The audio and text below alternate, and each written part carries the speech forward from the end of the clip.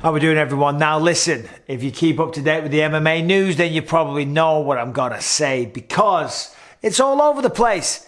Dana White was on the Pivot podcast, whatever that is, and they did a bit of investigative journalism because when they zoomed in on the background, they could see some of the fights that are in the works for the UFC. Now, I'm not breaking code. This isn't a secret. This is all over the internet. It talks about UFC 276, and on the wall, there was 3 fights that are very, very appealing to the fan base. Israel Adesanya defending the belt against Jared Cannonier. We knew that was going to happen, of course, because, Jared Cannonier is the number 1 contender, just beat Derek Brunson, and Israel Adesanya is the champ. Sugar Sean O'Malley will be getting his wish. He will be stepping up. He's fighting the number 10, Pedro Munoz, who last time we saw him had a good fight, but he came up short against Dominic Cruz. But the one that has got everybody talking is Nate Diaz versus Khamzat Chimaev. Okay, you just Google their names, you type it in, it is all over the place. It's absolutely everywhere. Now, I hope this fight gets made. If it does, fair play to the UFC, fair play to both men, fair play to Nate Diaz, right? Because that's a tough fight. That's a tough fight for anyone. Khamzat Chimaev really does have a good chance of becoming the champion down the line. Now, we don't know how that's going to go down. Leon is fighting Kamaru, made the best man win. And I've got a good feeling that we might see Khamzat Chimaev as the next man to challenge for the belt. But of course, if we're to believe this, he has to get through Nate Diaz first. Now, Nate Diaz, what's the situation there? Well, first of all, Nate Diaz, he hasn't been very busy. He hasn't fought a lot. In fact, since 2016, he's only fought 5 times. Twice against Conor McGregor. They went 1 apiece. Then he fought Anthony Pettis. He beat him.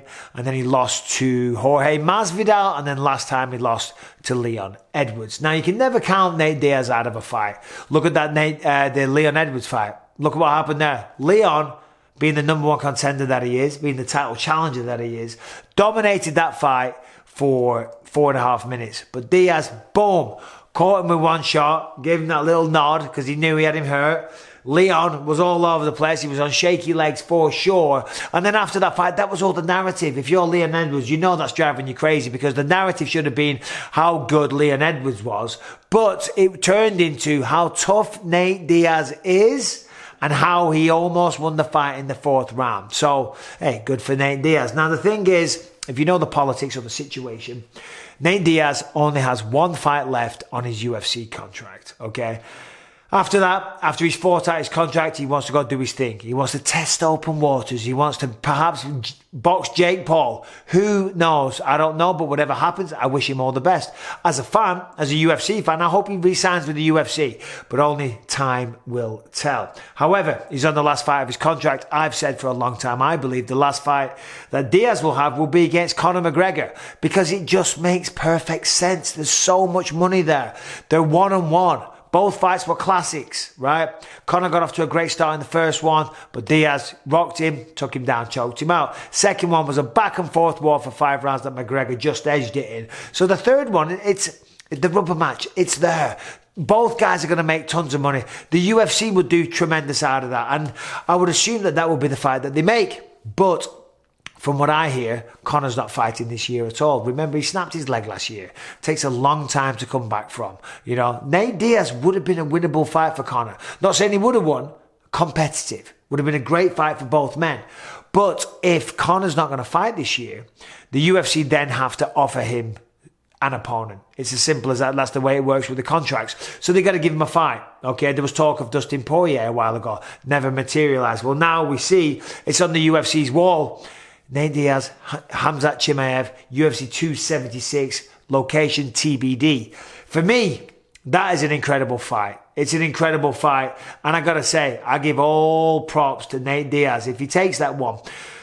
You know, Justin Gagey was talking about Nate Diaz last night, or yesterday, I saw it last night, at the press this week, saying that Nate Diaz has been talking shit about him, but he was like, oh, listen, he turned down so many fights with Khabib. I didn't. I don't know if Nate Diaz turned down Khabib, right? But if he takes this fight against Khamzat Chimaev, then the man has just got gigantic cojones. He's got big balls, because that's a tough fight. Chimaev's bigger. He's stronger. He's a better wrestler. He hits harder. Diaz, if you're looking for advantages, you'll give him experience, right? But a lot of that experience is 13 losses. Again, you know, that's with respect. He's fought a lot of great people, and Diaz is almost impervious to the losses because he's such a big fan favourite. People love this guy. Win or lose, he shows up. You know, and that's what they love about him. But if we give him an advantage, I would say that maybe jiu-jitsu, but we just saw that Khamzat Chimaev went out there and fought Gilbert Burns. That didn't affect Khamzat in that one. He never got caught in a submission. Granted, they didn't spend too much time on the ground. They didn't. But I'd give him the jiu-jitsu edge maybe conditioning, you know, because he does run triathlons and stuff like that. We never see Diaz get tired. But Khamzat Chimaev is a fantastic athlete. And when you're looking for a well-rounded athlete, you want power. Well, that goes to Chimaev. You want stamina, you want explosivity. Diaz gets the cardio advantage for sure, without question. But in terms of athlete, I don't know. Chimaev might have him beaten there as well.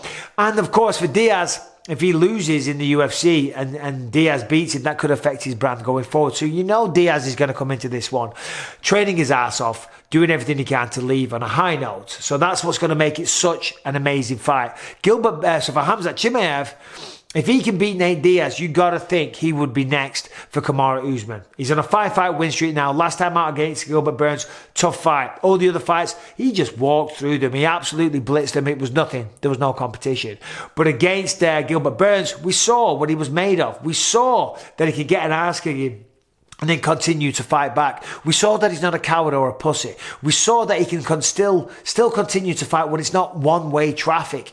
It's easy when you're dominating someone, but when they're firing back, that's a very different matter, you know? But that's not what we saw. We saw Khamzat Chimaev fought a very tough, hard-earned decision against Gilbert Burns, a man that hits hard, a man that has great jiu-jitsu against the guy that's one of the top welterweights on the planet. So, you put all that together, that's a tough night at the office for Nate Diaz, but you can't ever count out Nate Diaz, you know. That's why people love him. It's as simple as that. I mean, as I say, you know, bloody 13 losses on his record, but still one of the biggest names. One of the biggest names in the sport, and another reason why is he's one of the biggest names, but he also gets paid very, very well. You know, those fights with Conor McGregor earned him a lot of money. I don't know what his contract is, but, you know, you hear Diaz talking a lot of shit, but you don't hear him complaining about how much he gets paid, because I'm assuming it's a lot. But when you get paid a lot of money like that, you have to have tough fights. Kind of like Jorge Masvidal. He's very proud, and rightly so, that he's now, I think he said he's the third highest pay in the UFC, which is fantastic, and congratulations. But when you have those kind of contracts, the UFC aren't going to give you bums. They're not going to give you no ones. They want real fights. What we have here is a real test for Nate Diaz and a good fight for Khamzat Chimaev. If Khamzat can beat Diaz on top of the momentum, he's the next man to fight for the belt. Simple as that. And if Diaz wins, well, he parts company, you know. He just adds to the legend that is Nate Diaz, because he is a legend. He is a fan favourite. He's had an amazing career, and I am excited to see what he does. I'd love to see him still stay in the UFC for a while. Lots of great matchups for him.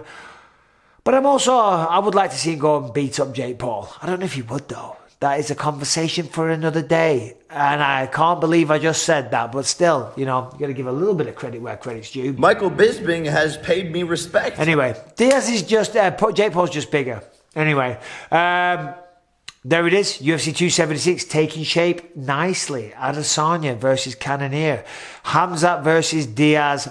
And then Sugar Sean O'Malley taking on Pedro Munoz. You know who the real winner is there? Israel Adesanya, because he gets a cut of the pay-per-view being the champion. And with all those stars on there, ooh, that is going to sell big time. Anyway, I hope you're all well. Thanks for watching, supporting the channel. Really do appreciate you. Subscribe, ring the bell if you haven't done that. And enjoy UFC 274 taking place this weekend. Very excited for that one.